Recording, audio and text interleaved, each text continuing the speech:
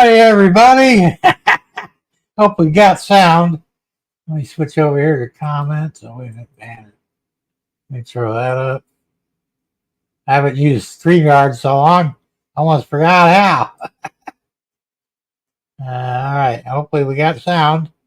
We should have it. I don't like this. Listen. All right. Thanks, John. All right. Let's start. It's been one of those days. Let's see. Gerald Stewart was, due to a technicality, the first one in. He really wasn't. Mickey, he was actually the first one in on the first stream. But I had to kill that stream because I had issues. I did a second stream. I don't remember who was first on the second stream. Might have been Andy. I don't remember. But I had to kill that stream. That's when I said, screw it. We'll just go ahead and do StreamYard. So here we are. Anyway, Gerald, good to see you. Glad you're here. You get the cookie by a technicality. Let's see. Tom Grassy. Looks like you get the half cookie. Good to see you. And he says, Chrome sucks, use Edge. Well, I would consider that, except that Microsoft is getting ready to lose Edge and go to something completely different. I don't know what the hell's going on. John Nippenberg, good to see you here. And Hot Dog Pilot Andy, good to see you. Skullkill River Valley, John, good to see you. We have Dave BNSFN Scale, good to see you here. And who else do we got? We're scrolling. Still scrolling.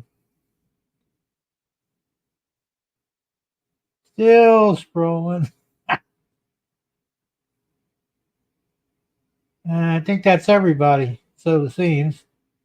Oh, there's Crooked River and Eastern. Crooked Dave. Hey, Dave. Good to see you here. So anyway, now we're finally up and running. For the moment, anyway. And he goes, good to see you. You're not winning. No, the wind wasn't really anything here. They said it got up to 74 miles an hour. I would debate that. I don't think it was that strong. Oh, I could be wrong. And the rain, well, if we got an inch or two, that would have been a lot. And like I said, this is a not flood zone. We could probably get 20 or 30 inches and we still wouldn't flood. So I'm in the right place, thank God for that. So, I'll just, we'll run with that one for a bit. But anyway, of course, the power did go out and so did the internet last Thursday. So needless to say, I couldn't do my stream. And the phones went out too. So we had zero communication basically the whole day Thursday. Wednesday night, the power went off. Well, actually, Thursday morning. It was about 1 o'clock in the morning, lost power. And the phones went off about 3 in the morning. So I think the cell tower probably runs on battery backup. The batteries ran out. Once that went down, we were basically dead in the water. That's when I broke out the little AM/FM shortwave radio that I bought a long time ago and tried to see what was going on, because when the power went out, Milton was just about north of us, about 20 miles. But it had been breaking up pretty bad. The eye wall pretty much disintegrated. So we were out of the woods real easily. We got real lucky, grace of God type thing. There were some people that weren't so lucky. There were little mini tornadoes. They did some destruction. We were lucky. None hit here. So, Anfield Road Layout. How you doing, Lee? Good to see you. And is that it? And Tom wants to know where he could find a square speaker. Oval's too big, needs 15 millimeters by 15 millimeter for an SD40 tunnel motor. I know the place, but I can't remember the name of it. but they sell speakers and that sort of thing. If I could think of it, I'll send you a text. Hey, Crow Express, Dwight, good to see you here. So yeah, that's pretty much all that happened. It wasn't that big of a deal.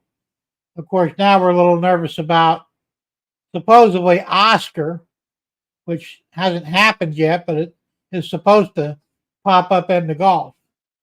We'll see. It's been a little chilly lately, so I don't know how they can pull that off. But if these things really are man-made, then I don't think nature makes a difference anymore. We'll have to wait and see. Leslie, which is out in the Atlantic, it's struggling to form. They don't think it will. It has like a 10% chance. So I think we'll be fine with that. But, we still got, we got till November 30th till hurricane season's over. So who knows? Like Tom from Tom's Changing Things said, when early voting starts, I would vote. Do it early because, especially if you're in the red zones like here, red state, I think they're trying to disrupt the voting. The good news is the areas that were hit by Helene and, of course, Milton, they're bringing in voting booths for them. So they're able to vote. And that's a good thing because we know they're going to vote Trump. So they'll have to wait and see how that goes. Andy said a ESU sugar cube should do it, Thomas. Yeah, it might. I don't know. Like I said, I'm not familiar with the sizes of those things. Tom says, where's Oscar? Where's Felix? Oh, the Odd Couple? Yeah. Yeah, I forgot about them guys.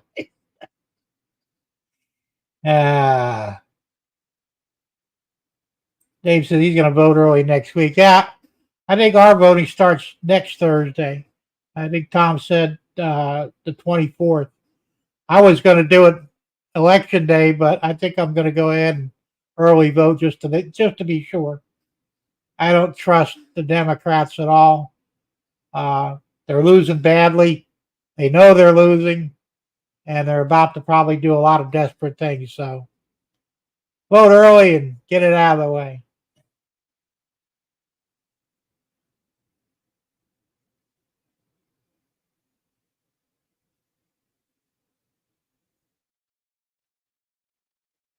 Dave said Chris from Tennessee River Union Railroad had some tornadoes in his area, Fort Pierce.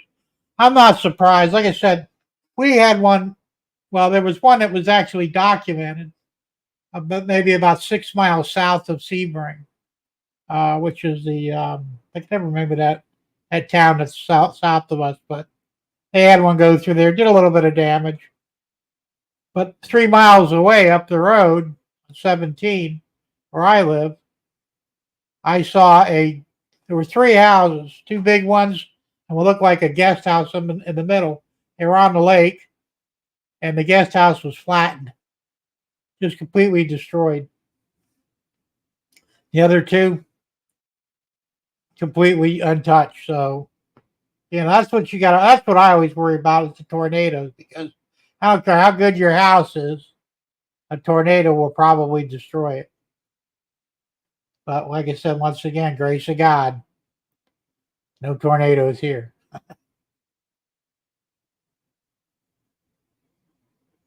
Let's see what else we got. So, anyway, so we're back in business again now, sort of. I had a lot of problems right after the hurricane. And it's weird because I put in a PVC water line from my water meter out there about 30 yards outside the door, right up to the shed here, and ran it up for the sink, which is right there. Just a cold line, nothing fancy. But I was smart enough to put a valve where it comes out of the water meter. So aside from the regular valve for the water meter. So the other day, it was right after the hurricane, Deb comes in, she goes, you got a water leak out there. I said, where? She says, well, it looks like by your shed. Ah, shit. So I come out here, there it is, blowing water all over the place. I don't know when it broke, could have been the middle of the night. So I reached over, turned the valve off, and of course the rest of the house was still functional. Just the shed was shut off. So what happened was it was a joint failure at a coupling. I don't know why it failed. It shouldn't have. Nothing hit it because it was sort of buried in the ground, just a couple inches, but still. So that was the first problem. And the second problem was this here. I know you guys have seen this, probably not in a while. Remember, this is my clock. Well, the clock module inside there, which I took off, it died. It wasn't the battery. It got stuck a quarter after 3, and it wouldn't move past that. I mean, it was just like it was having convulsions, you know. So I had to order a new one. It should be here next week, hopefully. And then my clock will be back in business, which is weird because I'm so used to looking at it. I still look, except that I've got it down right now because it's not functional. That was the second thing that went wrong. And then today, like I said, I fired up OBS. OBS was okay, and I fired up Chrome, which I have to use Chrome with the overlay software. It doesn't work on Brave for some reason. Of course, it'll work on the other ones. Anything that's Chrome based, it's supposed to work on. Now, Brave is supposed to be Chrome based too, but it doesn't work on Brave. So remember last time I was on 2 weeks ago, I said I couldn't, on the chat, I couldn't see the last two chat lines. It was blocked out. So same thing happened today. Because there's got to be a reason for this. So I took off Chrome, reloaded it, still the same problem. So I did something, I can't even remember what the hell I did now, but I got it corrected. Oh, I did a reset to its stock specs. I don't know how it got messed up. It did it on its own. So now that was correct. So fine. Because I reinstalled it, I had to reuse the overlay software. So I set that all up. It looked like I was going good, except that it wasn't putting the overlay up on the screen. So about that time, I just said, you know what? Fuck this. I'm just going to I'll use StreamYard tonight, and I'll figure out what the hell's wrong with it on another day. So hopefully I'll have it back up and running properly the next live stream. We'll see. And I see Dundas Junction Model Railroad, James, you're in here. Good to see you, James. Glad you're here.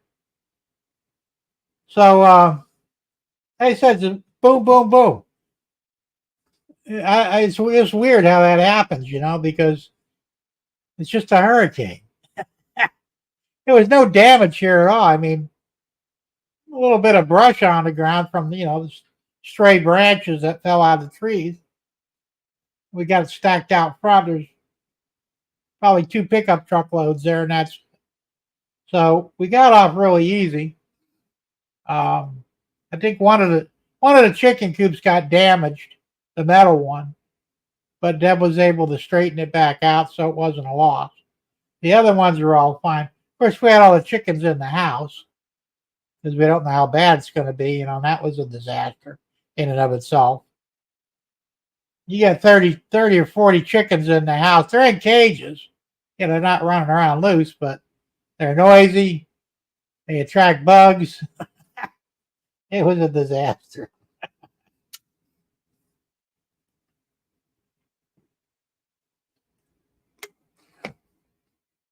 Yeah, Dave says, well, he'll be right twice a day. That's true. Weird how it stopped at 3:15, Because the first thing, the battery was dead in it. The battery literally went dead over the hurricane. So I put a new battery in it. It was working fine for about 40 minutes until it got to 3:15. Then I looked over and I'm going, wait a minute, it's 5 o'clock. How come that's just 3:15? And like I said, it wasn't touching anything, but it just like the mechanism was frozen, sort of, and it was struggling to try and get past it, but it couldn't. I mean, that thing's.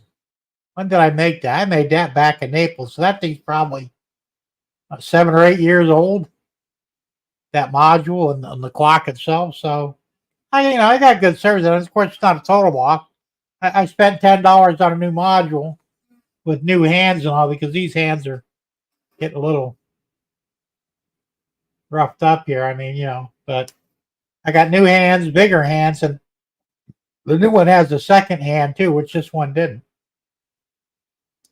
I ordered it on eBay. It should be. I think it's next week. It'll be here, 21st, maybe something like that. Let's see what else we got going here. Dave said he had to replace the clock movement from a tiny anniversary clock. I have had to search a lot of sites to find it. If it was a tiny one, yeah, it's like mine is a big one, and it's hard. I have to get the what they call them, a high torque movement, because a regular clock module won't do it. It won't handle the bigger hands. So, but that clock was as big as I could make it on the printer that I had at the time. So I didn't really think about it. I mean, it never occurred to me that they had different, normal torque and high torque and low torque motors. Who would have guessed,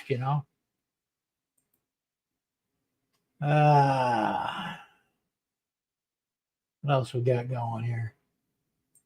A little N-size battery. He's taking AA, so at least that's not a big deal. I usually put the tractor supply batteries.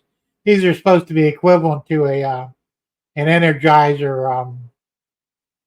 What's the good ones? The lithiums. These aren't lithium, but they're supposed to be the next best thing, and they're relatively inexpensive. I think I got like 50 of them. Because we go through batteries left and right. We got a bunch of these battery operated clocks in the house, and then the blood pressure machine that takes AA's. There's a whole bunch of stuff I got that takes AA. The keyboard takes AA's. All the mice, 2 out here, 2 in the house, or 3 in the house actually. They all take AA's. So batteries we have to always have handy here.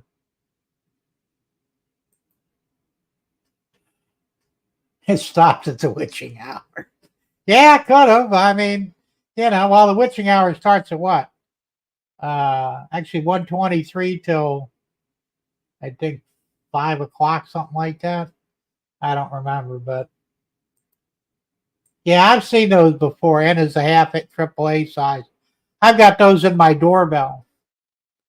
I have a battery operated doorbell, and the doorbell part outside takes the N, with the inside one just plugs into the wall. So, but I had to replace the battery. The battery in that it was like 3 or 4 months ago. I mean, actually, it lasted almost 4 years, which ain't bad. Yeah, that's where I got them from, Harbor Freight, Gerald. These Edge batteries. I usually buy them when they're on sale. I think you get 20 of them for like $4 or something like that. They're damn cheap. I mean, if you buy the expensive batteries, man, they're like the Energizers and the Duracells. Damn things are almost $1 a piece.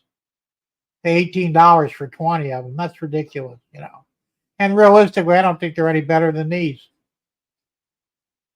Unfortunately, though, I have the smoke alarms that, well, I don't know, you can't see the one here, but there's one up on the wall there.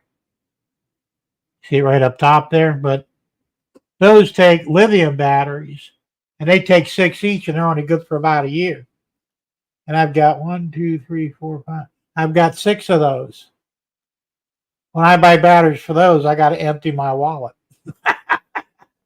Not fun. Hey, Jesse in Oklahoma. How's it going, man? Good to see you here. Yeah, when before Google bought out Nest, because I got these on, I'm testing them. I've been testing them for like 9 years now. Well, when Nest was, before it got bought out by Google, they would supply batteries for me. which was great because I didn't have to spend money on batteries.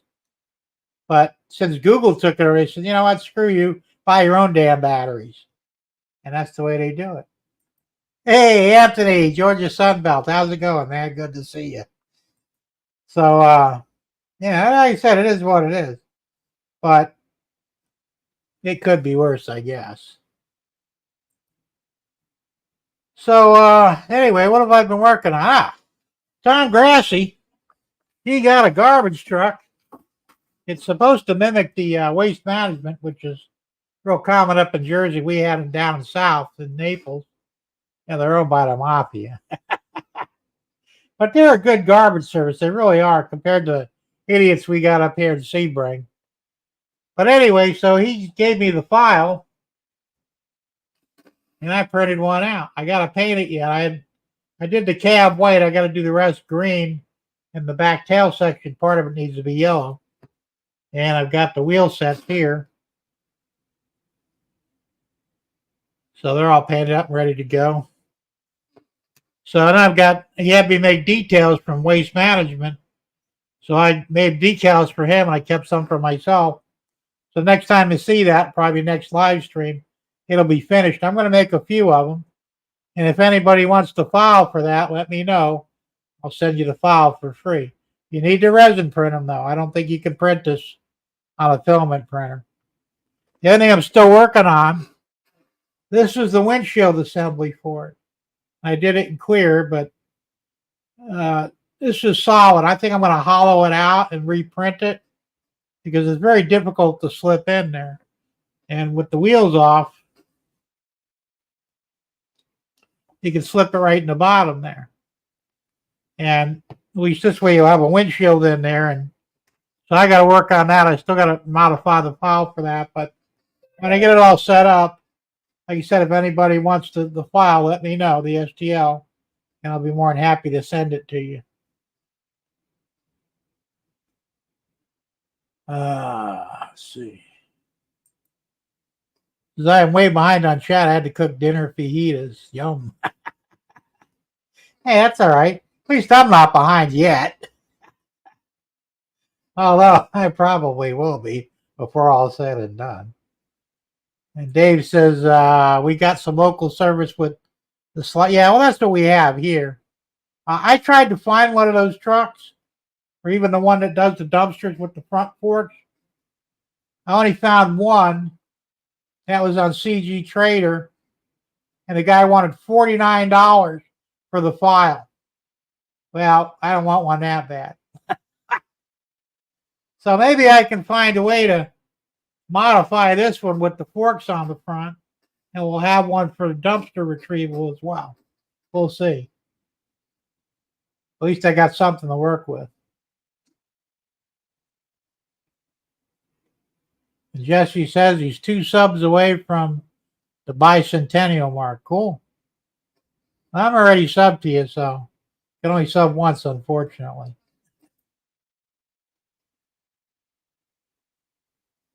Anyway, so yeah, I'm still. Last I looked, I was at 477 subs. I'm really trying hard to get to the 500, but it's just not happening yet. I don't know why. It's not that big of a deal, really, but it'll be. I'll probably have a contest when that happens. You know, just because I haven't done a contest in what 4 or 5 weeks now.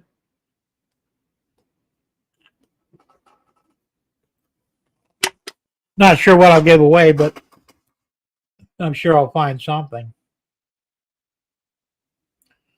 Let's see, what else am I doing here? Still got the bus. I haven't had the time to look for a decal for it. I'm thinking if I could find a picture of a tour bus, I can grab a screenshot of it and duplicate the side of it and turn it into a decal. I'll have to get both sides, of course, in the rear. But if I can make a decal for this, and then I'll finish putting it together and I'll have a decent bus. But it's a tour bus because it doesn't really have windows in it. I don't know why a tour bus doesn't have windows, but there's literally, well, I guess there's 2 things on each side. That could be considered a window. You can't see it, but like I said, most of the time, the picture of it, the whole side of it's decorated with a paint job. So I'll figure something out. Oh, you like that bus, or do you like the dump truck, Dave? If you want, I'll send you the file for the dump truck, or the garbage truck rather, and you could print your own. I could send. Well, I already sent you the file for the bus, didn't I? The weird thing is, you have to almost stand it up in the resin printer to print it, because even online, this thing's longer than the build plate, and I didn't really want to shorten it. Hey, Tom's Trains and Things. We were talking about you, man. Hey, good to see you here, Tom. So, yeah, that's what I'm saying. It's ridiculous the money they want to get for these things. I mean, really, $49. Yeah, it looked pretty good, but a lot of details on it and all. But still, that's a ridiculous price. And the only good thing is once you buy the file, you can make as many as you want. But that's just, I mean, I just bought a file for a pump truck. I'm doing a job for Tammy and Ray. She's going to do some sort of a diorama for her dad, and it uses a concrete pumping truck. So she asked me if I could find one and print it out. Well, I found one, paid $10.50 for it. It can't be printed the way it is, so I had to modify it. But I'm working on that. Hopefully I'll have a model for her soon.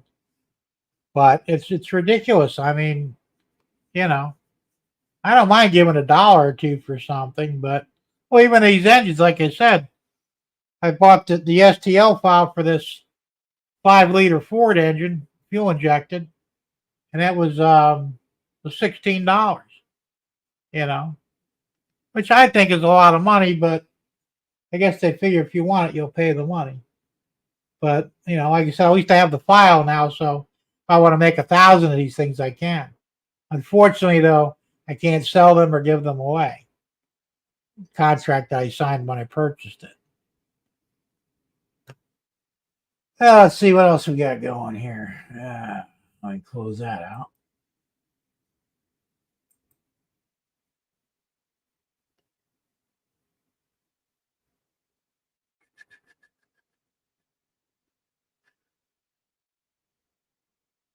Okay. What about economy? Yeah, they're okay. They're not great, but it'll do in a pinch.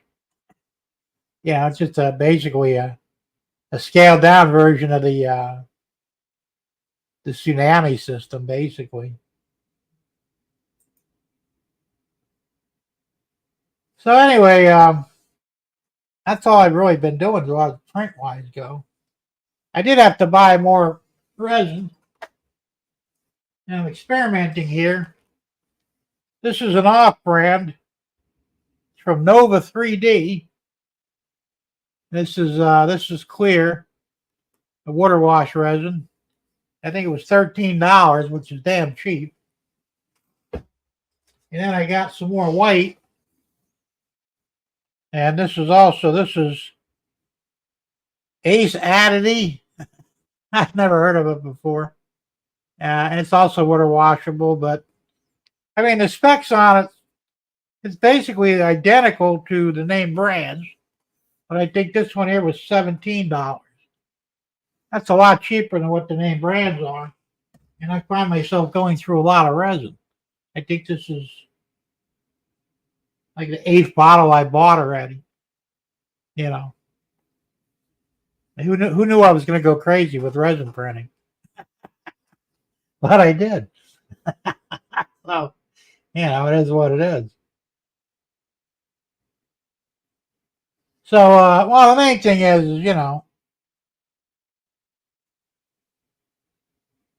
oh, here's an interesting fact. Now, Tom would know. He says the Econami will not work well if you consist it with other engines. That's not surprising. Of course, Andy says, oops, where did it go? He says, haven't ever consisted a 440 with anything. Well, yeah, and you probably won't. That's the thing. That's mostly diesels you're consisting. You can consist a steamer, but why? Hey, Chuck Driver, good to see you here, man. Good evening, Jim, and all the fine folk riding aboard the Thursday night Shortline. I don't know about the fine folk, but we're all here. No, I'm still running with the same printers, but I got the two Anycubic Viper filament printers behind me. I've had them for a while.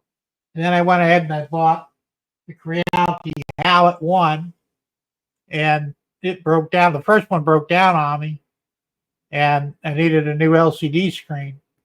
And it cost almost as much as the damn printer did. So I said, screw it, and I bought the Anycubic Photon 2, which I use more often than not. But then I got a deal on a brand new open box Hallett 1. I paid $60 for that one, and it works fine. So technically, I have two resin printers and two filament printers, but I don't plan on buying any more unless one of them breaks down. Because, it starts getting expensive after a while, but yeah, 55-gallon drums. I'd be like, what, $5,000? Yeah, that's a little over my pay scale. Yeah, but of course, the real problem, I guess you'd have to have a pump to pump it out of it, though, right? Not like you could pick it up and pour a little bit out.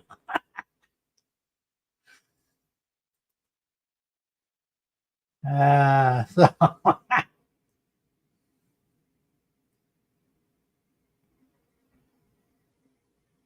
no, I have to be honest, man, it's a nice printer, but as I pointed out earlier, it's kind of pricey for what I would want, and I don't do multiple colors as a rule. If I were doing multiple color stuff and actually selling stuff, I mean, on a regular basis, I'd probably buy one because it's a damn nice printer. Well, you're going to get one, which is great. And Tom Grassi just bought one. And I think JD, John Dilley, he's got one. And they're nice printers. It's still a little above my pay grade. I mean, it's one thing to throw down $200 a little less. To throw down $6, that's, or $4, whatever it is. That's a little bit more than I want to spend right now. If I were going to make money with it, absolutely. But since I'm not really making any money on what little I do, there's no point spending a lot of money on this equipment. So that's also the reason why I haven't bought a scanner yet. Scanners are still running $300, which is damn cheap. But I'm going to wait till they get down in the $100, $150 range, and they will, and then I'll buy one. But I don't have enough stuff to scan to justify spending $300 on it. Hey, GRE 2057, good to see you here, man. What did you say, 8 bottles of resin? That's how many I've gone through already. Like you said, I've done a lot of printing. But like I said, I try and find deals on the resin. I've been getting it from Amazon, and Amazon almost always has a sale on it. So I think the most I ever paid, well, the first core I bought was $22 for a kilogram. And like I said, then I got one for $13. Yeah, it's an off-brand, but hey, I'm going to try it. If it works, fine. If not, well, then, I'll learn my lesson. But I have a feeling it'll be just fine. Tom says, Jim, you drill a hole in lower side of 55-gallon drum and put a spout, and I did that. I had 55 gallons of chlorine for it. Yeah, well, we used to do that at the golf course too. For some of the chemicals were in 55-gallon drums. And rather than shove a pump in it, it was easy to lay it on its side, tap a hole, put a valve in there, and usually attach a small piece of hose to it and stand it back up and drain it that way. That's what we used to do. Dwight says he's thinking about getting a resin printer. They're nice, Dwight. You can do a lot of small things with them. People, vehicles especially. But you got to use some, And I screw up a lot because I don't like wearing. I got a ton of gloves. I bought a big box of latex disposables. I hate wearing them. So a lot of times I don't. And I'll grab the plate, take it over to the sink, start rinsing it down. And usually when I get most of the residue off, I'll handle it, even though they tell you you're not supposed to until it's cured. I've been lucky so far. I don't think I've suffered any ill effects from it, but you really should follow the instructions and not touch the stuff. Of course, now they're telling you wear a mask, eye protection. I mean, if you're going to be spilling that shit all over the place and getting it in your eyes, maybe you shouldn't be playing with it. But I guess the lawyers got to cover their asses, right?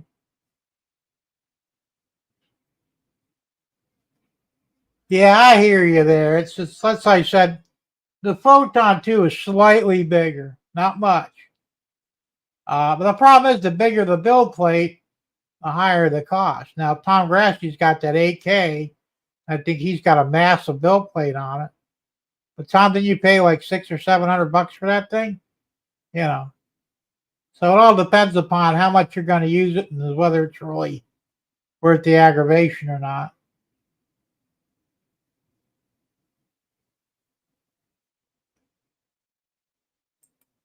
That's it. James says, if I get a printer, we'll wait till next year. I don't blame you. Like I said, it may come down in price too by then. And I have a feeling that things are going to, they may start dipping because it's, I don't know how the hell people can afford half the stuff out there anymore. It's ridiculous the money they're getting for them. So, that's that, Gerald. As Strom Thurmond was quoted as saying, a billionaire starts to add up to real money. Yeah, must be nice, right? For me, it'd be like $1 here, $1 there. That adds up to real money for me. Dave says, Jim, you could, though, set up an Etsy store or something. Yeah, I probably could, but I don't mind building things for people once in a while, but if I make a career out of it, I'm not going to have time to work on my own layout, Now, keep in mind, I'm a pretty busy guy. And some of you guys probably, if you're on my list, you got a Wise Guy video today or notification of it. I did one this morning, something I've never done on a Thursday because it eats into my live stream time. But so I'm doing Wise Guys almost every day now. Sometimes I'll miss a day or two, but generally you can almost count on getting it 5-6 times a week.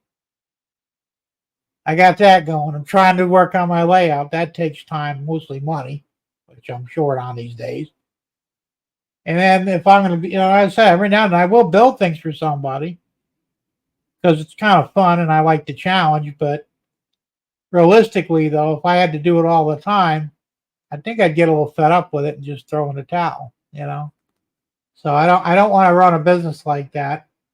I don't think I can make any realistic money with it anyway, All right, Jesse, have a good one, man. Thanks for popping in, and we'll see you next time. And he said, if there are hills, I'd say it's essential. Definitely, Dave. I got mine for less than $100. Well, that's what I'm saying. I don't mind throwing down a little bit of it. The first filament printer I bought was a I can't even remember the name of it now. But it was a do-it-yourself, put it together thing. I paid, I think, $110 for it. It started with an A. I can't remember the name now, but literally it came in a box in pieces, and you had to assemble it. And it was okay. I had to do a lot of modifications on it just to make it safe to use because they were known to burst into flames. So they made things that you could add on to it that would protect that from happening. But that was my first printer. And I've just been kind of upgrading since then. But I think the Viper was the most expensive one I bought, the newest one. And I think I paid $205 for it, something like that. And that's pretty much where I cut off. That's just a lot of money.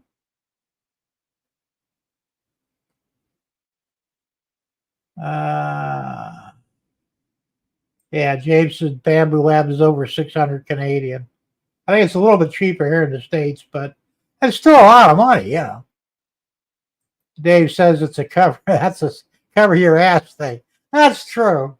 Well, with the mask and all that stuff, I said, don't ingest it because that probably will kill you or nearly kill you.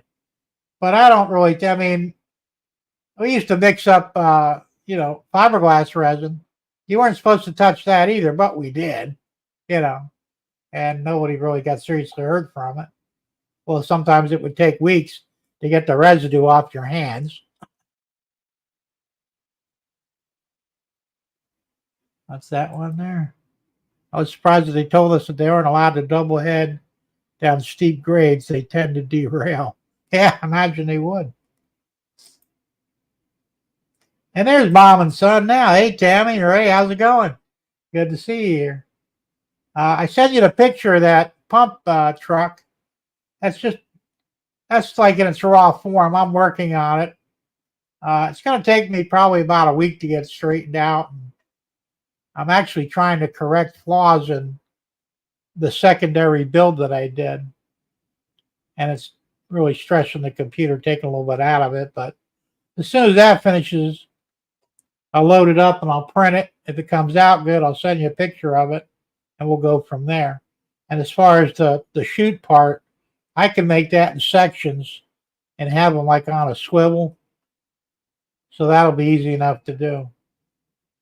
But the file I bought wasn't the best, but it was really the only one they had. And I paid $10.50 for it, which wasn't that bad. But, like I said, it wasn't printable. They asked me to review it today, as a matter of fact, from CG Trader. And I didn't give a very good review on it. But I'm just being honest. I told the guys, look, you can't print it as it sits unless you have a printer that's, the size of a kitchen table because it's so big. It's like 1/10 scale or so. It's ridiculous, So I had to shrink it down. That was tough.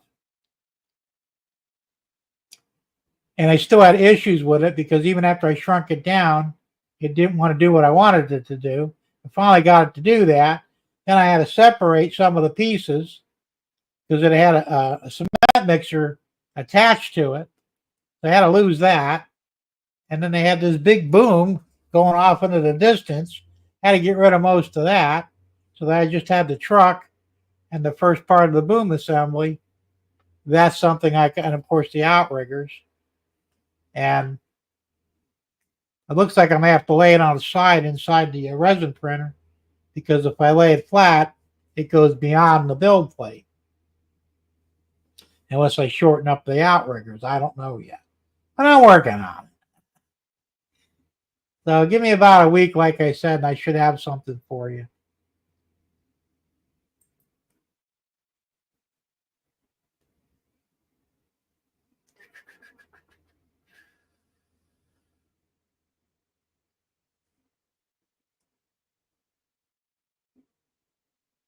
Okay, good. Yeah, I figured you would.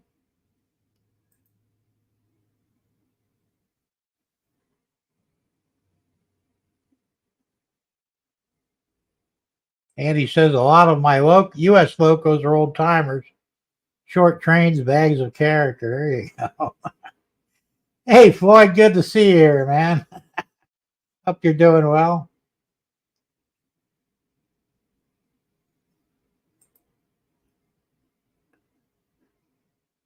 I said there were a few guys that went to my first stream, but I left a note with them that I was going to terminate the stream and to check back in a half an hour or so, but I imagine I'll make it here eventually.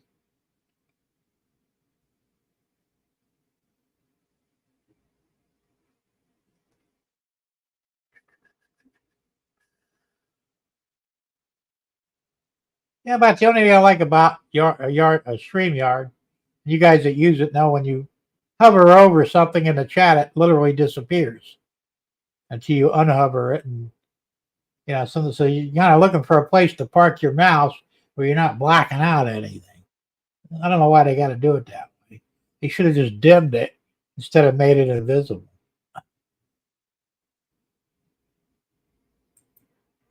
Dave says, hoping I can pick up an Atlas SD45 next week. Hope there's still some left. Yeah, that'd be nice. I'm probably going to buy a few more locos eventually, but I might buy Atlas or Atherms, and I'll probably just get DC versions or DC ready if I could find one at a reasonable price. Because I'm starting to look at, I can't afford to lay down $300-400 for a locomotive. That's ridiculous. I'll put my own damn sound card in them and do what I got to do. Thomas says, Jim, Andy, and I was the only two in the. No, I was the second stream. You weren't in the first stream. The first stream I started around 11 o'clock this morning, and Mickey, which is Train Man 1, he was the first one in. He actually got the first cookie. And then somebody else came in after him. I don't remember who it was. And then I had to terminate that one. I let them know. Like, I just had a whole boatload of problems with everything. It was pissing me off. And where did it go? Anthony was missing a lot of the chat. Make him some dinner, but listen, that's cool, man. You can always go back. Well, you got it turned up, you can probably hear it, right? Oh, you'd hear me anyway. Let's see what else we got going here. So Lee said, have a great stream, Jim. See you on the next one or in the stream. I will have a video out on my channel tomorrow. All right, I'll check that out, man. Well, have a good one, Lee, and we'll see you later, man. Thanks for popping in.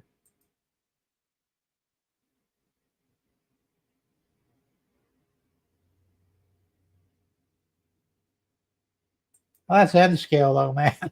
It shows a little bit pricier than N in some cases. Like I said, and it just seems to be getting worse and worse.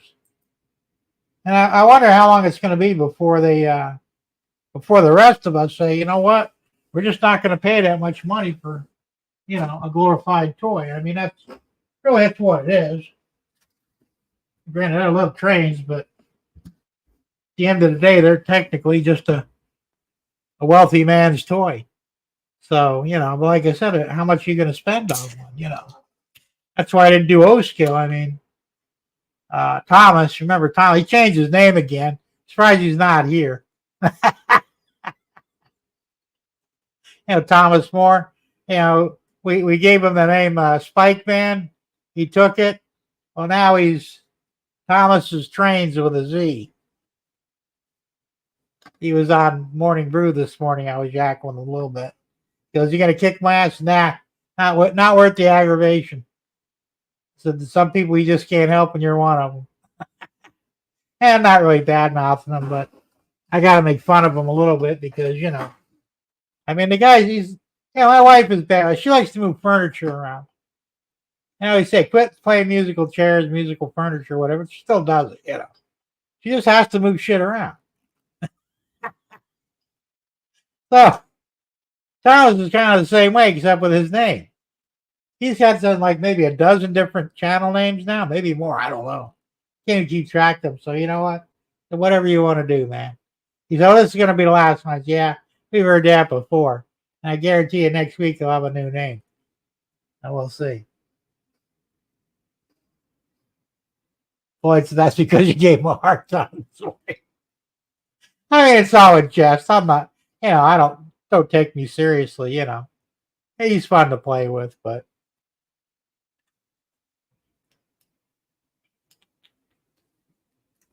in all seriousness, no, they should find a name and stick with it. But that's kind of a me thing anyway, I guess, because I've had the same phone number for 30 years. All right, my cell phone. The day I lose my number, I'll probably lose the phone. I don't want another number. That's my number. I've had the same email address for probably 40 years. Since email came out. It's always been Jim 13A at something.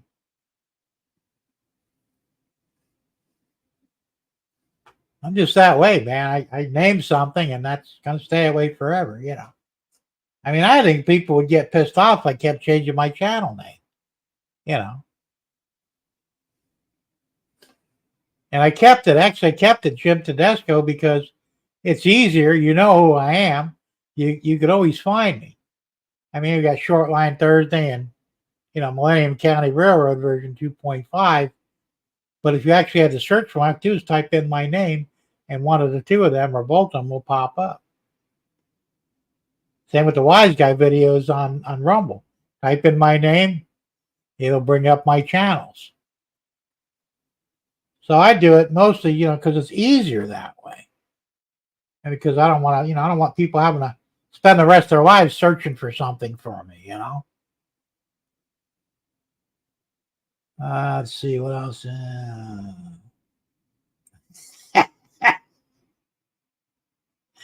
Some women always redecorating, never had. Well, that's true. All right, so that's a woman thing, I think.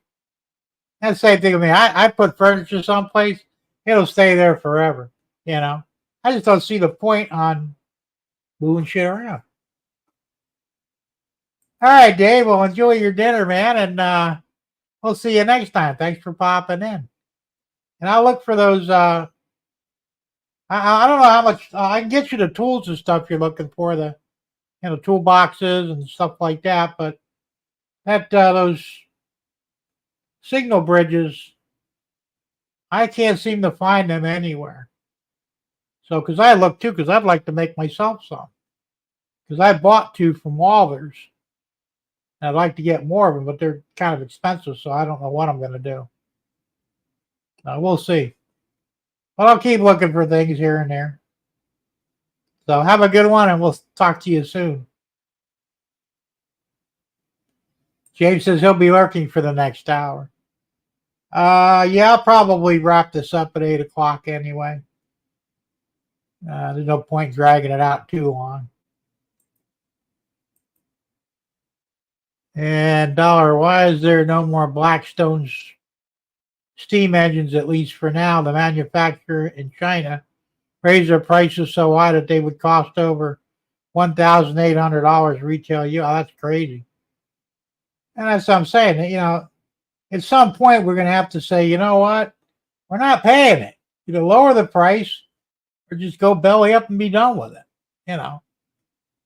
And we're seeing that happen with a lot. Did you guys hear that PPG Industries, they make paint, a lot of car paints too. They're on the verge of bankruptcy. As a matter of fact, they're selling off a lot of their product. And they laid off, I think they said 1,800 people. And the reason being is because they're too fucking expensive. I don't know what car paint goes for now. I remember when it was, $30, $40 a gallon. Probably $140 now. I haven't bought any in many, many years. But it's just getting ridiculous. It's just not worth it. Even house paint. You'll buy a gallon of house paint, you're looking at $30 in some cases, depending what brand you get. That's just ridiculous, Tammy says, I move stuff around to clean. Well, you're an oddity, Tammy. That's yeah. You're obviously not like a normal woman out there that's got to move shit around. I understand moving things to clean, but you probably put it back the way it was, though, right? I would imagine.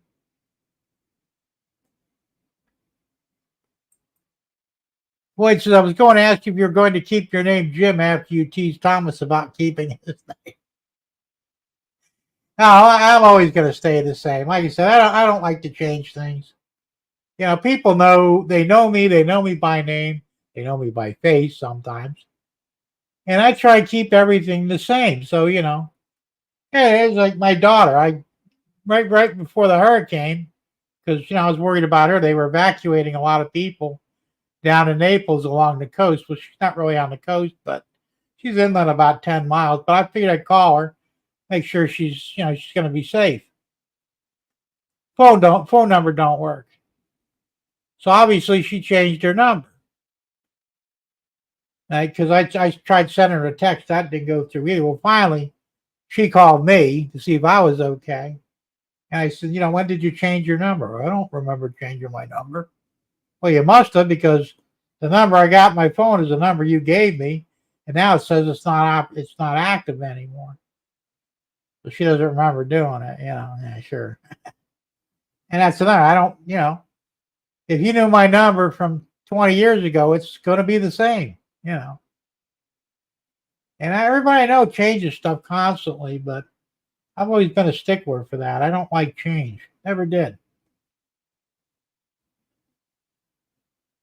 Dave says I move stuff clean and then put down. Yeah, exactly. I do the same thing. You just don't move shit around.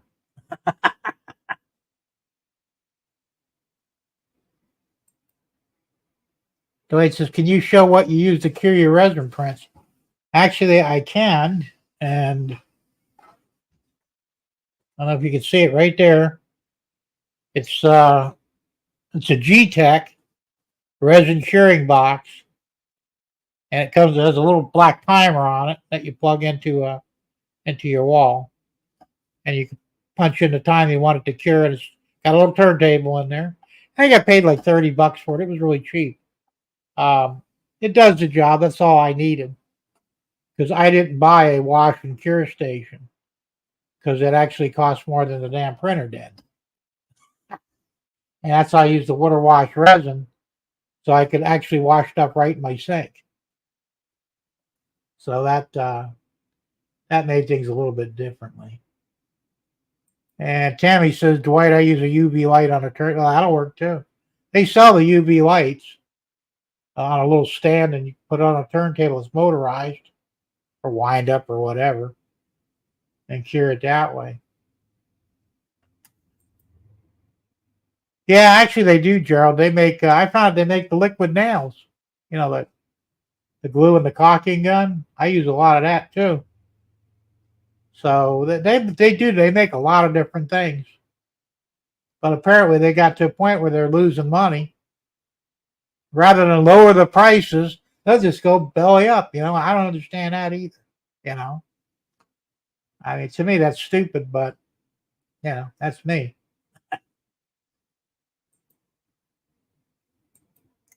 And Johnson's going to sneak out. All right, John. Well, thanks for popping in, and we'll see you next time. Have a good weekend, and, be safe. Dave says, I want the number for when I was a kid. I don't remember my phone number from when I was a kid. They use different designation than up north.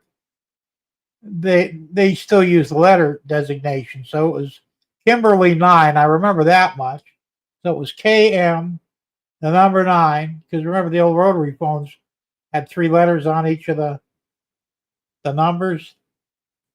So it was Kimberly 9, and I don't remember the rest of it. I do remember my house address, though. Imagine that. But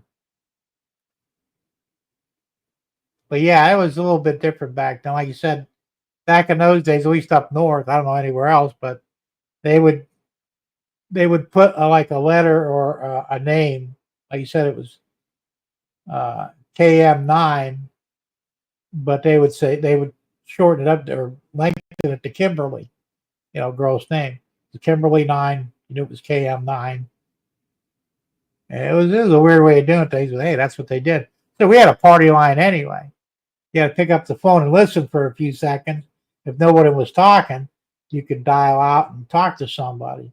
But if somebody was talking, you just hung it back up. Unless you were a busybody, you can listen in on the conversation. That's going back into the mid '60s, long time ago.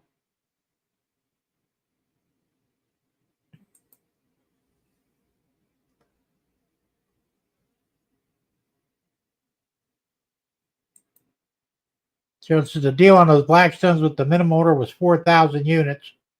Soundtracks told them no and hell no. 4,000 for $1,800 each? That doesn't sound like a deal. Soundtracks have never been able to sell them. Not that money, and that's crazy.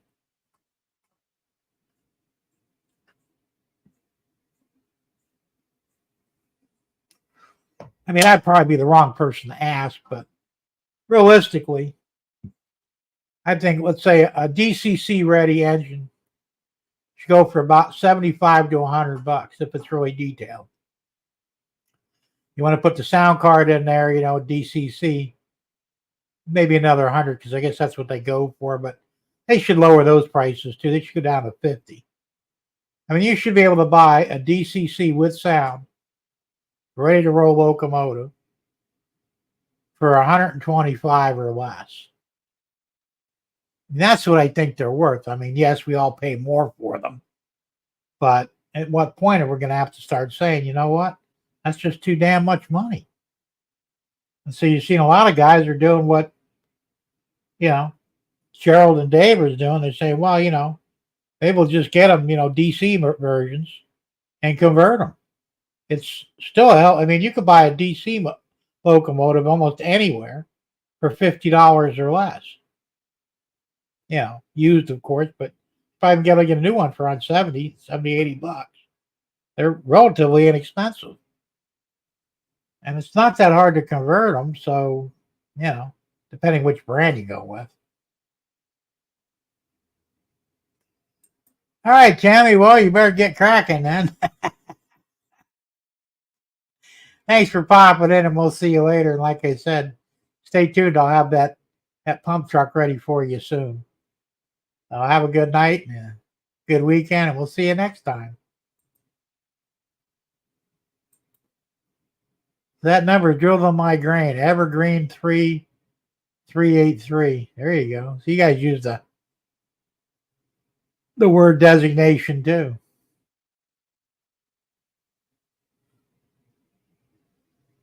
I don't remember. I knew it up until about probably 15 years ago, and then it just kind of left. I'm surprised I still remember my street address from when I was a kid up north, but some things you just never forget, I guess.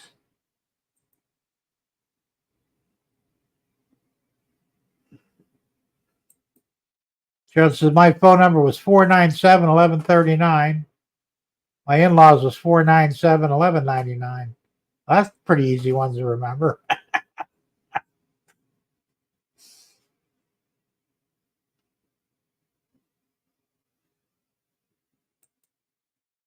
Dave BNS says Evergreen 32528. So yeah, that's what I'm saying. But that was the designation they used in a lot of places. I guess it was considered normal. It was easy to remember than the numbers, I guess. I don't know. I don't know why we don't do that anymore. Unless they just can't make up a word with the numbers they're using.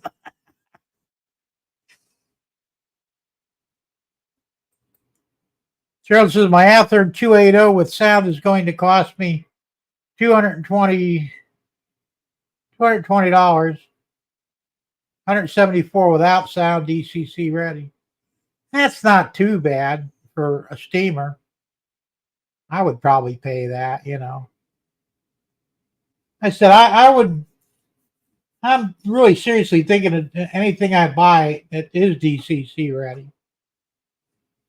I'll buy it that way and put my own decoder in. Because I'd like to just use the Tsunami 2 decoders for everything I have, And this way everything will be on the same page.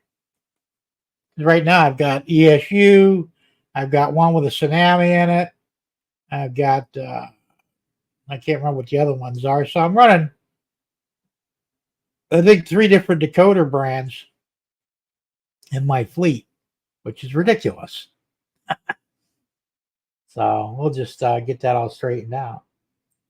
Tom Grass said my first number as a kid was GL4 0309, and then they changed it to 454 0309. Huh. Well, GL4, that's pretty easy to remember too. Like I said, they had a reason for doing it. I don't know what it was. Recently, Anthony says, recently got 2 Athearn ready to run, DCC ready GP38s for $100, and yes, they run. Boy, you got lucky. It's a good thing I didn't know about that. I would have bought them. Because that's what the Sugar Line uses. Well, their 2 primary engines are GP38s, I think. The GP30s, I don't remember now, but either way, I would have took them. That was a good price. Both of mine are MTH, and I think I paid 130 each for them. And I wound up pulling the decoder out of one because it got all fucked up, and I put the Tsunami in that one. So I said I'd rather just get DCC ready and go with that. This makes sense to me. Yeah, Digitrax. So I said I have a hard time remembering a lot of stuff these days. Yeah, Andy said, nice going. That was a good deal, man. Gerald said 867-5309. There you go. I remember that the house number we had in Naples when we came down as a kid. It's 597-5176. We had that number forever. And then my dad forgot to pay the phone bill once. That's when he started to get the Alzheimer's. So they shut it off. I turned it back on, but we already lost our number. And now some Mexican has the number. Because I called it to see, somebody obviously got it. But it's a shame. Well, back in the day, in Florida anyway, when you bought a vehicle, they assigned a tag, not to the vehicle, but to the owner. And that tag stayed with you forever. So when you sold the car, you kept the tag. Or no, wait a minute. How did it go? No, I'm wrong. The tag was made for the car, and it stayed with the car forever. So if you sold the car, the tag went with it and got transferred to the new owner, and you were given a new tag. Now they do the opposite. Now the tag stays with you as long as you don't turn it in. You can sort of, in some cases, you can keep that tag for a damn long time until it wears out. Because I like my tags. I got unique numbers on them. They're easy to remember, which I don't remember them, but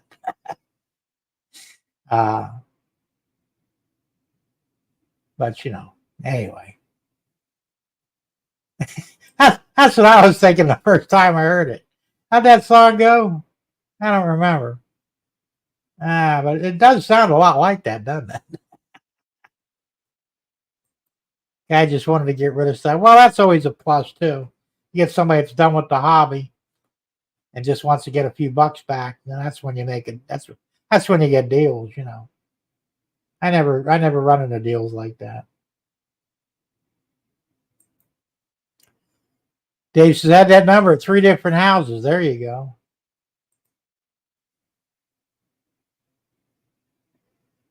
Anthony says, I have stuff that I could part with. I used to, but like I said, I sold off all the stuff I wanted to sell. And now anything I got left, I'm probably going to hang on to it. But I did sell off a lot of stuff that I either didn't need anymore or outgrew it, or, it was all good stuff. But I had a bunch of MTH locomotives that I bought on sale back when I had a ton of money to spend. And I think I had like 8 or 9 of them. And then when MTH sold off all their HO stuff, mostly the scale trains, and I started having problems with the decoders, I said, maybe it's time to get rid of these things. So some of them I never took them out of the box. They were brand new, So I went ahead and sold them, and I actually made my money back, because they had gone up in price since I bought mine. So I sold them at the price I got, which was kind of cheap. And they sold really fast, so I did all right with that. But that is from the song. Are you sure about that? It sounds like it, but I'm not sure if it is or not. 867-5309. Maybe it is. I don't know. Floyd says, up here in Canada, you can buy a vanity plate as long as it's PG rated. They're the same here, too. They got their vanity plates. They're expensive, though. They're like an extra $70 or $80 or something like that, when you purchase it. And then I think when you renew it every year to get the new sticker, it's elevated price too. I had a vanity plate once, and then they said they got too expensive. So I just said screw it, And yet they got to be PG rated because they start cracking down on some of them were borderline.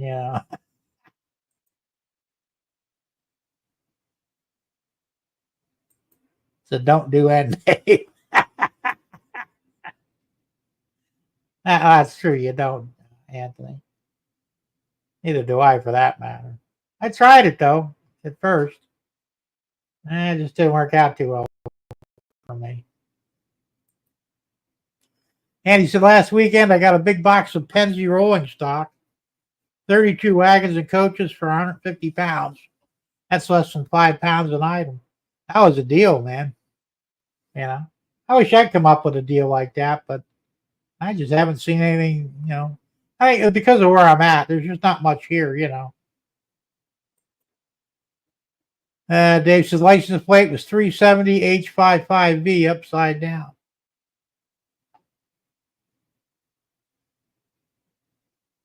Okay. I'm gonna let that one go. My brother had a plate that he managed to get by them. It was bullshit you all. Hour. The best vanity plate was on a Corvette. It said was his. I swore I saw something like that once. I don't think it exactly said that, but it implied some divorcee got the car and, really wanted to rub it in, apparently. Ass H. Oh, I've seen some of it. They could be taken a number of different ways, But as I'm saying, it's funny because I was watching the news the other day on YouTube, and it was one of them shows, and the guy was apologizing for a video clip he had from a witness, and she was, fuck this and fuck that, and he says, I'm really sorry about the F-bombs, but I wanted you to see the video clip, and I didn't have time to edit it. Well, if that's what she said, then so be it. If you ain't heard the word fuck, I don't know where you're living. It's like everywhere I go, somebody's using it, mostly me. It doesn't, I'm not offended by words. It never was, And the people that are, either they're full of shit or I don't know. Like I said, I just can't imagine that somebody, my ex-mother-in-law, we never got along. She hated me with a passion, One day she pissed me off. I said, why don't you just go fuck yourself? She called the sheriff's department, tried to have me arrested for telling her to go fuck herself. They laughed at it. I said, ma'am, there's no crime against somebody cussing at you. Boy, was she mad. It's like, what the hell's wrong with a grown woman? I'm sure she's used the word before, Well, I don't get it sometimes. It's funny, though,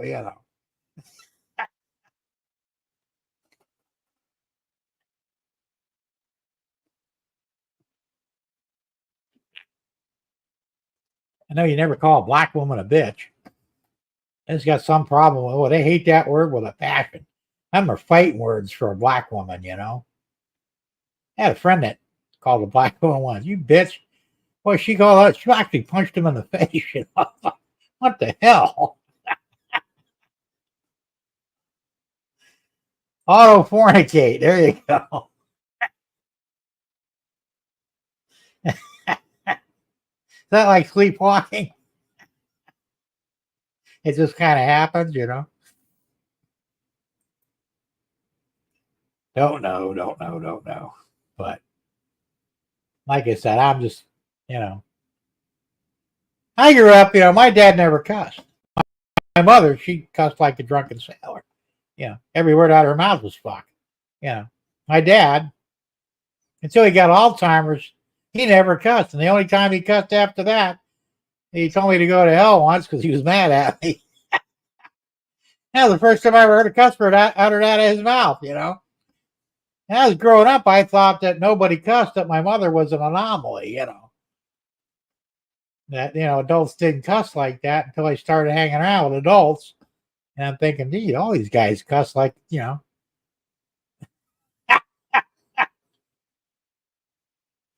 Is tonight's rant about OBS? No, actually, it could be about Chrome, the browser. I don't know what happened there. When you open up your browser and you're like, you're doing a live stream or you're watching a live stream, you got your chat on the right hand side, and down at the bottom is where you could type in your stuff, right? If you want to chat. Well, that went away. And at first I thought, well, maybe I accidentally put it for children only, because when you go with children content, it literally eliminates the chat feature. But if that were the case, then nobody would be able to chat. So I said, well, that can't be right. So I double checked anyway. It was fine. So something happened there. I don't know how or when or why, but I lost part of the chat. The part where you could type in. And I couldn't bring it up on my overlay chat program either. So it's like, well, this sucks.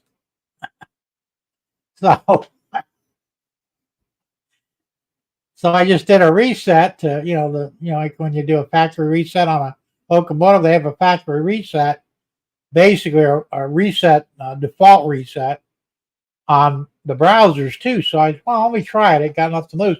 Because like I said, I unloaded it, uninstalled it, reinstalled it, did the same damn thing. Well, this ain't working, So then I'm thinking there's got to be some other, oh yeah, okay, let me try doing a reset. Do the reset, that fixed it. However, it knocked out my overlay software. So I had to go back into the extensions, it's called something Ninja, turn that back on, and I thought that was it, but apparently it wasn't. So later on, I looked further down, and there's another thing that said something about overlays. I turned it on, so now maybe it'll work. I don't know. But at this point in time, I was just disgusted with it. I already fired up StreamYard, so we're just going to use StreamYard tonight. I'll screw with it another day. Let's see here. Anthony says also a couple gave me about 15 blue box engines, SD40s, SD9s, Jeeps. I run a few to check them out, maybe repainting, converting some. Oh man, you lucked out, man. Damn. Good deal though. Dave says no cussing at my house as a kid. First time I cussed was in 8th grade. Yeah, the first time I cussed as a kid, I got my mouth washed out with soap. I know you old guys know that that's what happened. Get the old, what the hell was that? What was the soap all the time? Ivory, was it? Ivory soap, I think it was, the white bar. Didn't taste good.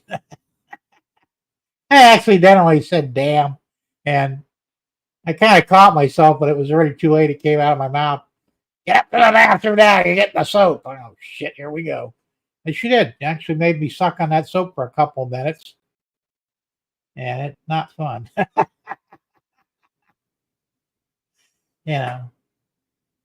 the first time I called somebody a jerk off, because I didn't really know what it meant. I thought they were just like an idiot. My mother screamed at me over that, man. I got grounded for a day for saying that. And until later on, I found out what it actually meant. And it's like, well, wait a minute. How can I get punished for something I didn't know the meaning of? Because my mother was like that. Like I said, she was a smoker. She smoked cigarettes, and she'd be sitting at the dinner table or at the table, and I'd be sitting there with her, and she'd look at me and go, if I ever catch you with a cigarette in your mouth, I'll break your fucking fingers. And that's how she would say it, with a cigarette hanging out of her fucking mouth, blowing smoke at me. Okay, Mom, whatever. I mean, she was really kind of hypocritical in that respect, but that was the way things are done. Adults could do what they want, the kids couldn't. And we just kind of dealt with that because we had no choice. I found out later on there was a better way to handle things, but my mother on the other. But that's what she would do. She would tell you, she's gonna break your fucking fingers or break your fucking legs or break some fucking part of your body. She caught you doing something, and that's just the way it was. Yeah, it's like with the cussing. I ever hear a cussing come out of your fucking mouth again, I'll break your fucking lips. And I was like, what the hell? So I didn't cuss too much around my mother.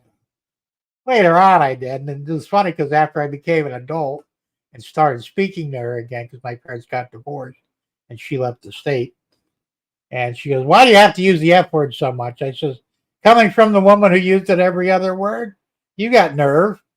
But I don't use it anymore. It doesn't matter. You did. I suppose that's where I got it from.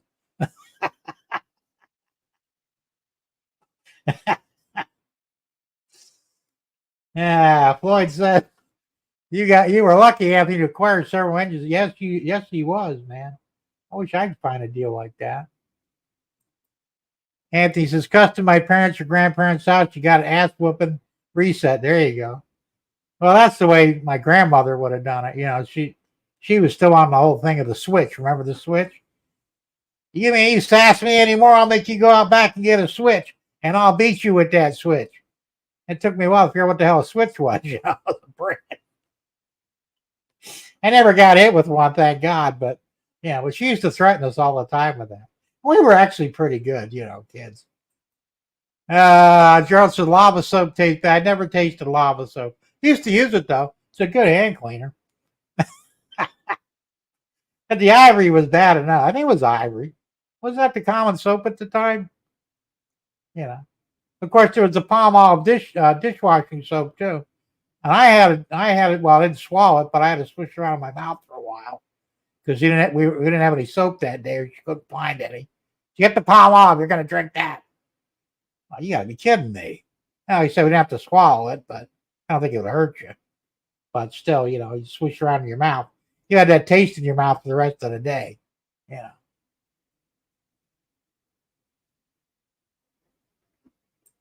And Anthony says, yeah, Floyd, the blue boxes were free. Oh, man. Somebody really likes you. Wish I get something like that. Tom Grass said, never swore in front of my mom ever. Well, you were lucky because you were probably the only one. Like I said, though, after I got in trouble the first time, I was very careful not to cuss in front of her. I didn't cuss that much as a little kid anyway. Right after my parents divorced, I guess I grew up. I became a man at 15. I was forced to because I had to take care of myself. My dad wouldn't. I stayed with my dad because he was the most likely person to not go nuts on me. If I went with my mother, I don't think I would have turned out the same.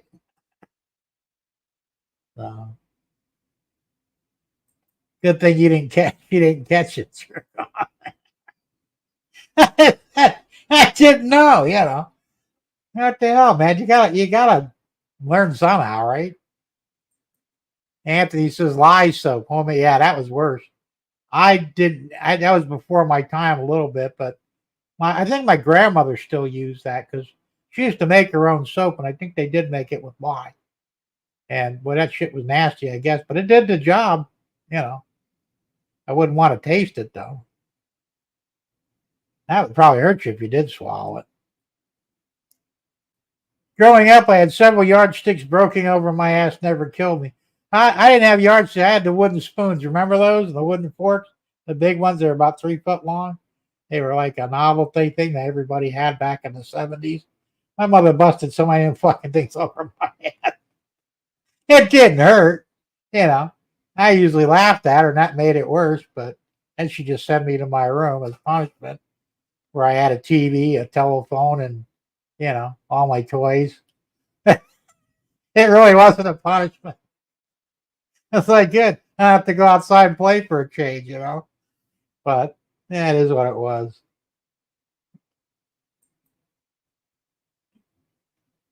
Yeah, those were different times without a doubt, But it was fun though, we grew up normal.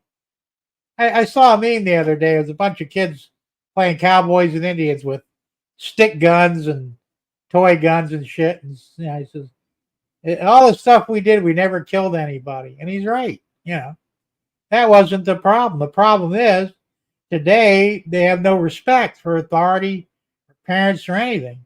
If I ever laid a hand on my dad or my mom, they probably would have killed me or something. Definitely pretty close to it. You just didn't do it, and you knew instinctively, never ever hit your mom or your dad. They will kill you.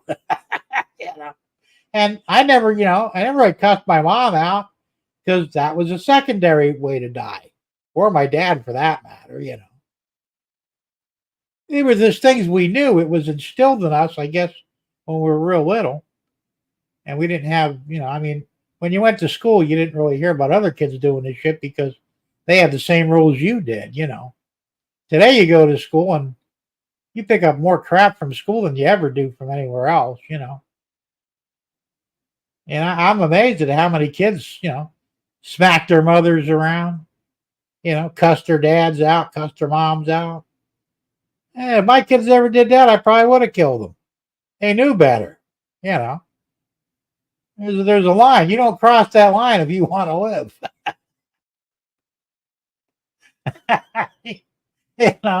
But that's the truth of it. James said he's still here. All right. So,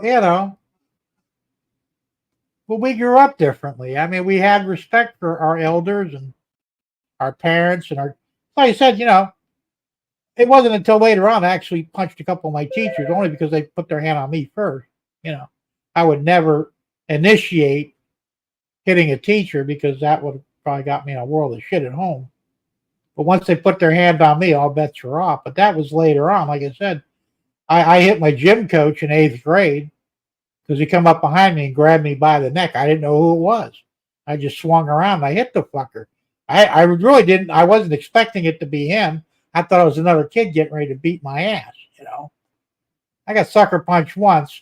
Never happened again after that because if somebody grabbed me from behind, I just came around and whacked him one. And I almost knocked that fucker out, man. He was almost in tears, man. He's like, "What the hell's wrong with you?" I said, "Well, what the hell's wrong with you? You should have told me you were coming up behind me. You just don't grab me. Then that's fighting there, man. You lay a hand on me, you started to fight, man. All bets are off. You can't hit me. I'm a teacher." Well, too late now, isn't it? I get sent to the office, and they wanted to suspend me. And of course, they called my parents in, and my mother said, "Well, did he put his hands on my son?" "Yeah." "Oh, then you got what you got coming." My mother wasn't fucking around. I mean, if somebody laid their hands on me, all bets dropped, and I was allowed to defend myself.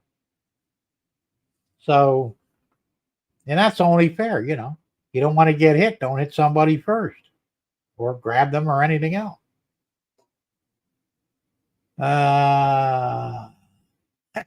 Grounded for life. If you did something bad enough, yeah, you would be. My girlfriend, she got grounded for 6 months because her mother caught her smoking a cigarette. 6 months she couldn't go outside. All she could do was go to school, and her mother would drive her back and forth to make sure she didn't sneak a cigarette on the bus. It was pretty severe. Let's see. At the very least, yeah. Our capital punishment is just a joke up here. No real. Well, that's what happened. I mean, it really is a joke, and it's everywhere. Like I said, back in the day, we had respect for authority to some degree, Floyd strap 3 grade. And I got the strap more times than not more times, but I got it a few times. It was always a leather strap. Boy, it fucking hurt you too, Anthony says, stole some Krispy Kreme donuts in the 4th grade at school. Got 4 whoopings. Teacher, grandma, mama, and daddy. Couldn't stand the sight of donuts for a couple of years. Yeah, I hear you, man. That's like I said, it worked. They did that today, they'd be in jail. you'd be in a halfway house or a foster home somewhere. And what they did wasn't that bad, and you didn't steal donuts after that anymore, did you? Yeah. Floyd said, "Hell, I was getting the strap in grade too." Yeah, well, we were never too young to get the strap.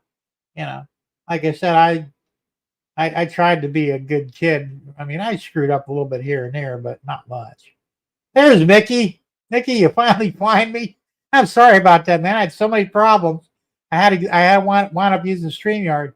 I tried 2 streams with OBS, and I just had so many problems. I just got fed up, and I said, you know what?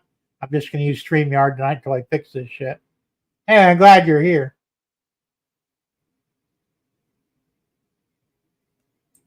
I said Floyd snowballs with other students. Well, we did that because we could.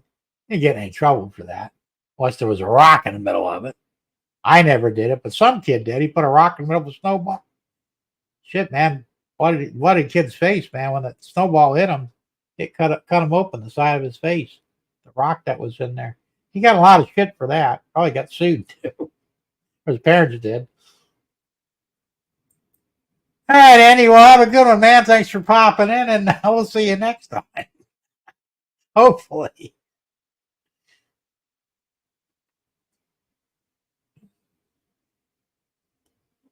Yeah, like I said, it was a different time, but I guess some of the kids that woke up or grew up that probably got beaten like that, they're probably went, I'm never gonna, because I remember hearing some of my friends, I will never hit my kids the way my parents hit me. And I'd always say, well, did you give them a reason to hit you? Well, no, they just hit me. Which I don't believe that. I mean, I'm sure it happens every now and then, but for the most part, they were trying to teach you something. So that time that my dad beat the shit out of me for calling the cop a pig, I didn't blame him for it. I fucked up and I admitted it, and I grew from it, and learned something.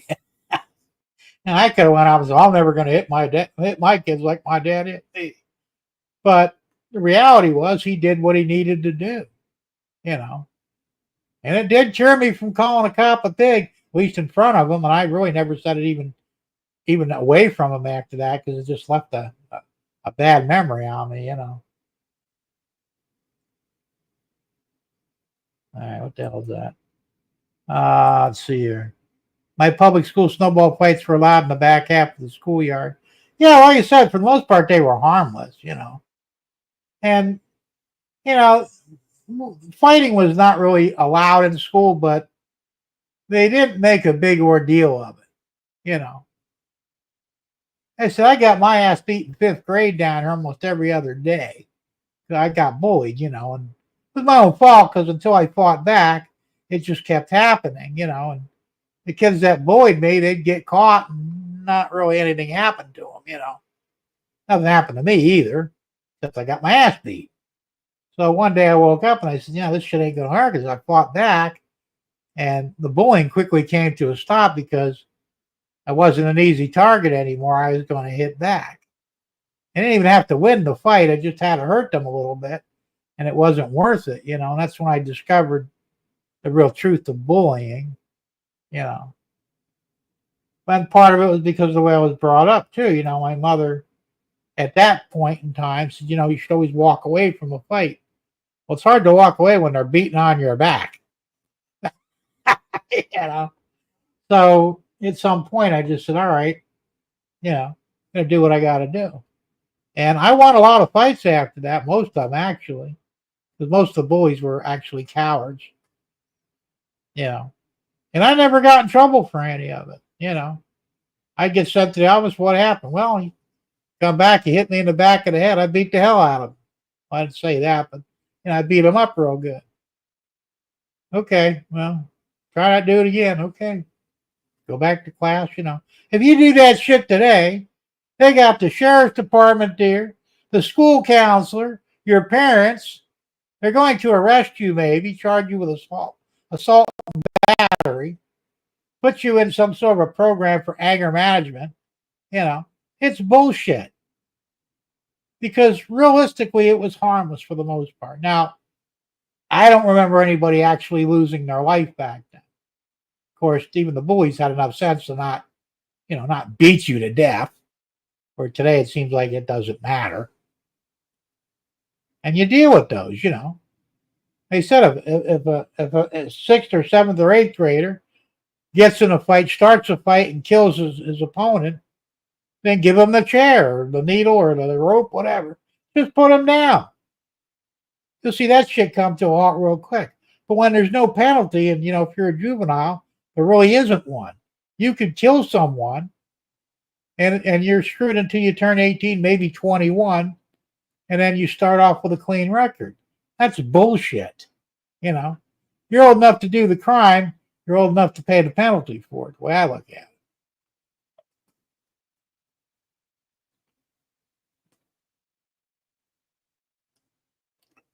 But we were much more tolerant of things in school when I was a kid than they are today. My 6-year-old son, Skylar, the one that's a little weird. I think it's from all the Adderall that they gave him, but he didn't like black kids because up in North Carolina, he was in a school that was predominantly black. I never taught my kids to be racist, but I think that you should at least have an even number rather than one being more than the other. You shouldn't have a predominantly white with a few blacks or vice versa. So he was bullied by the black kids. I don't know how badly. I have a feeling it might have been a lot worse than maybe what I think, and that's why he's not right anymore. But when I brought him down here, because he got to the point he didn't want to go to school anymore. So his mother called in, so you got to come get him. So I brought him back down to Naples, and I said, look, I'm going to enroll you in school, and you got to quit screwing around here, man. You just do your thing. If you get bullied, tell me. I'll take care of it, Well, like most kids, they want to involve his dad in it, So he pulled a pair of safety scissors on a black kid that was bullying him. Of course, he got in trouble. The black kid did, so I had to go in and say, well, your son pulled a pair of scissors and threatened to cut one of the students. The first time I asked is, well, was the student black by any chance? Well, yeah, how'd you know? I said, because my son was bullied by blacks up in North Carolina. Unfortunately, he doesn't like them. He doesn't trust them. I can't blame him. It's just the way it goes. I said, and what kind of scissors are they? Well, they were safety scissors. I said, you can't cut a person with safety scissors. It just can't be done. Those things barely cut paper. I said, don't you think you're blowing this out of proportion? Well, he used it as a weapon. I said, it's not a weapon. If he pulled a real knife or a gun or something like that, then yes, you're going to get my attention. We have a problem, and we will deal with it. But we're talking about a 6-year-old. They got bullied, and he pulled a pair of safety scissors on a kid. Did the other student get scared over it or what? Oh yeah, he was terrified. Well, he ain't too bright either. Luckily, my son didn't get in any real trouble. I explained the situation. I said, look, I can't fix this. I can't undo the bullying that he's been through. I can't undo his distrust of black children, black people that, going to be his schoolmates. I wound up taking him out of the school and putting him in a predominantly white school, because he couldn't get along with the blacks. He wasn't starting the fights, but I guess, sometimes they say people know when they can smell your fear or your distrust and they'll mess with you, like a dog, The dog messes with you because he smells your fear of him. That's what they say. I believe that's true to some degree because I never had a problem with dogs, because I'm never afraid of dogs. I don't care how big the dog was, how mean it was, don't mess with me. I'll beat you into the ground. And for some reason, they never bit me, But I think that's the thing with bullies. Now, when I got bullied, old Four Eyes, I had wore glasses full time, and I guess you might say I looked like a dork at the time. So yeah, the bigger, meaner kids. So, oh, let's go mess with that dork. And that's just the way it was. And until I fought back, nothing changed. You know,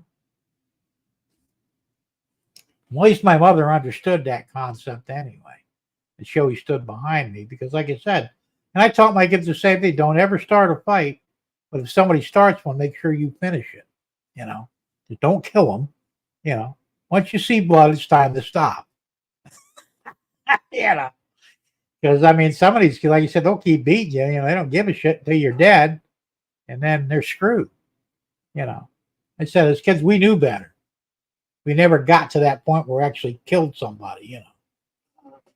You wait to see it. As soon as there was a black eye, a fat lip, or a bloody nose, the fight was done. You did the damage, you left your mark, now you got up and you walked away. And most time you shook hands with the guy and became friends for life. That don't happen anymore either. Anyway.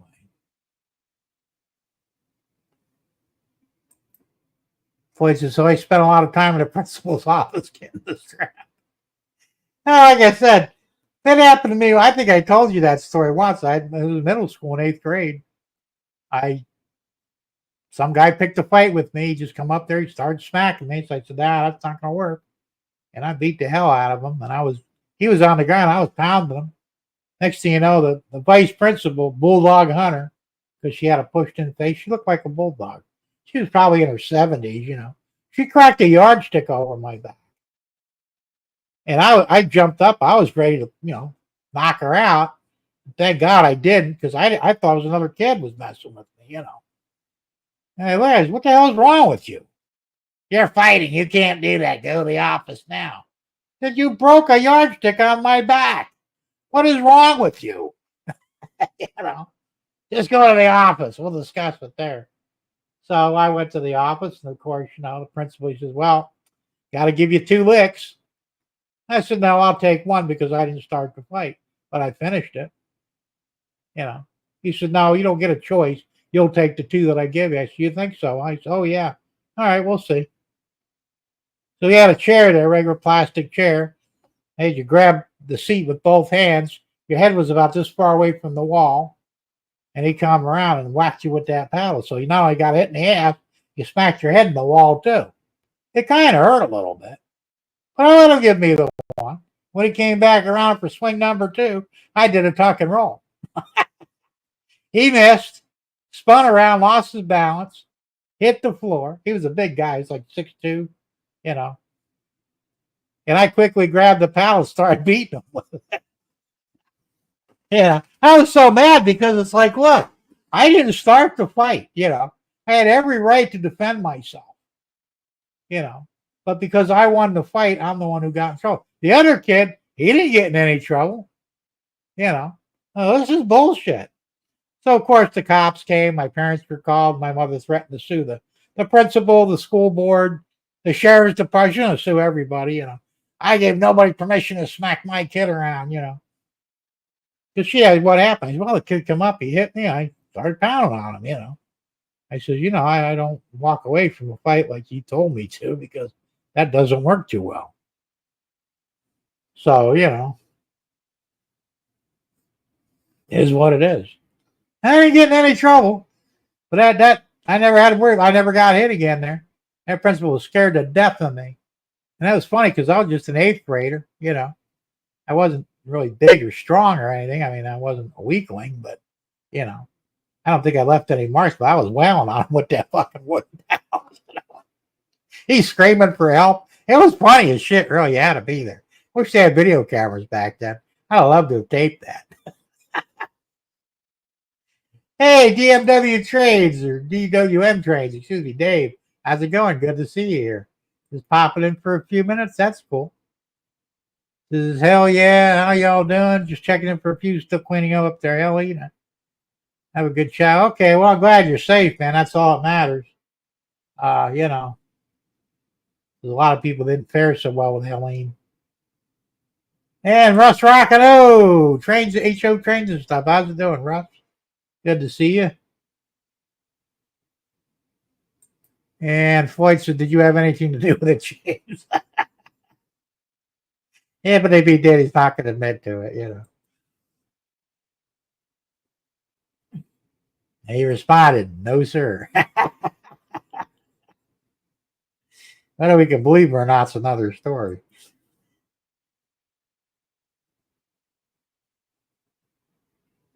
Hey, Todd Armstrong, how you doing, Todd? Good to see you. James, funny how your school burned down and your van burned down. Well, you know, things happen, right? Or not. Oh yeah, or not that you own up to. I wouldn't own up to that either, you know. But I never did anything really terribly bad. But like I said, there were rules, you know. And James said, "Floyd, I lost my insurance money, so I skipped school, headed to the rail yard and pier." There you go. Hey, Jim, buddy, great, thanks. Oh yeah, I'm doing okay. We were lucky; we didn't have any serious effects from the hurricane. We got very lucky, you know. I said, I think God looks out for me sometimes because it's just, I'm just grateful that we were unharmed and no property damage because I can't afford to fix the house. That would suck.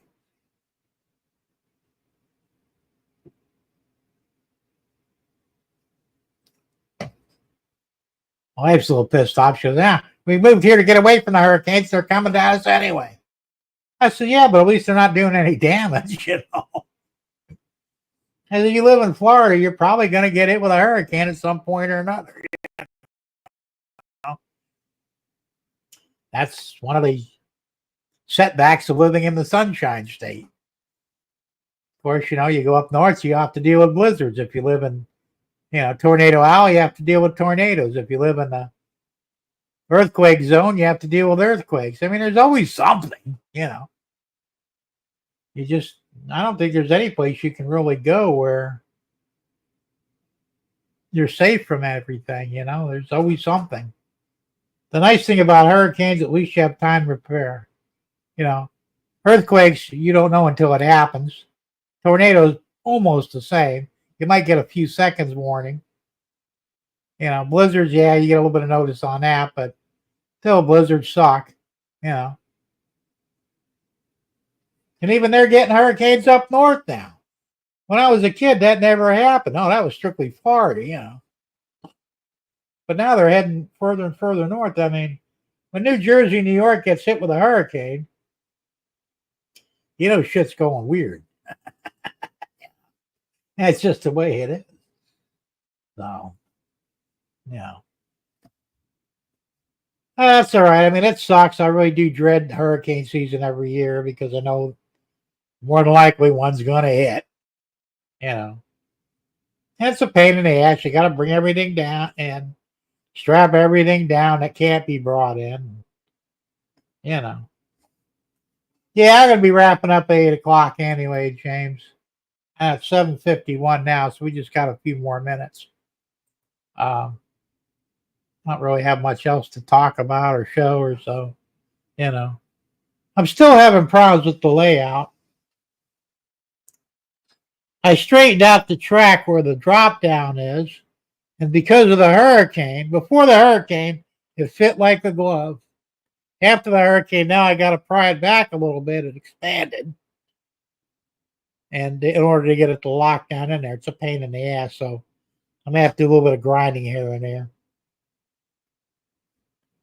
That's what I'm saying. It's just, it's always something, isn't it? And I got the derailing fixed on the drop down part. I took out the curved turnout at the other end, so that fixed that problem. But now on the inside main here, on the curve, I'm getting derailing. Not all the time, but every now and then it'll derail with the ES44. So I might have to take that track up and lay a new piece in there, and maybe something got warped or something. I mean, I could check it, but you know.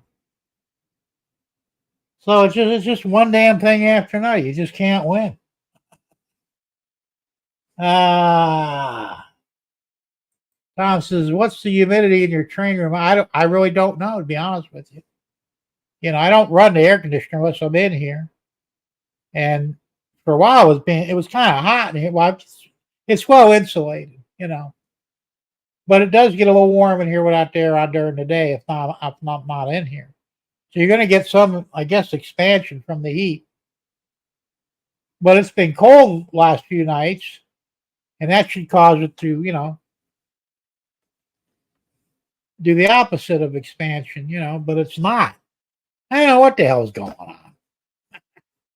I got the air on, and it actually points right at the drop down, so it should keep it pretty cold. So you should get, contraction on the rails from the cold, but it's just not doing it. I don't know. Like I said, that's why I hate these drop downs. It's a pain in the ass no matter what you do. If you have solid track all the way around, that's your best bet. But because I can't bend under that, that's not going to happen. So, and I don't have the room to put a loop on each side. Otherwise, I would go that route. So here I am. I'll figure it out eventually, I guess. Anyway, it's 7:54. I should probably go ahead and the building is gone through. Yeah, it could be. I don't know. Yeah, I probably should put a humidity gauge in here and keep an eye on it because I'm sure that I really didn't have a problem previous. The first hurricane, when Ian came through here, it didn't have anything to do with the layout, but this front door wouldn't shut right. And I don't know if the wind just beat on it so much and actually warped it, but I had to do some work on the main door, the man door, to get it to work correctly again. I mean, but we had, 100, 110 mile an hour winds with Ian.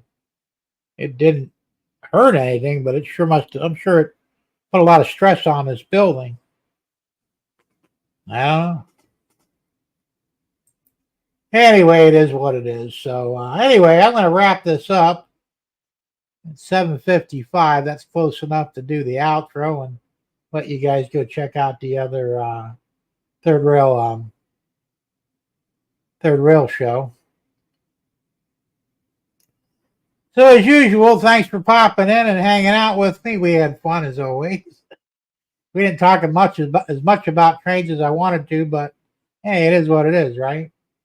Hopefully next week I'll have more to talk about, more to show. We'll see. And remember, if you're interested in the STL file for the garbage truck, let me know. If you want me to print one, there'll be a small fee on it. They're $8 each. I don't paint them though. I just print it and give it to you. And that's it. All right, guys. Anyway, have a good one. Hey, Raymond Anthony, just in time to say hi and bye. All right, guys. Anyway, we'll see you later. I'm going to go ahead and wrap this up, and we'll see you next time. Where's my outro? Anyway, there it is. All right, guys. Good night, everybody.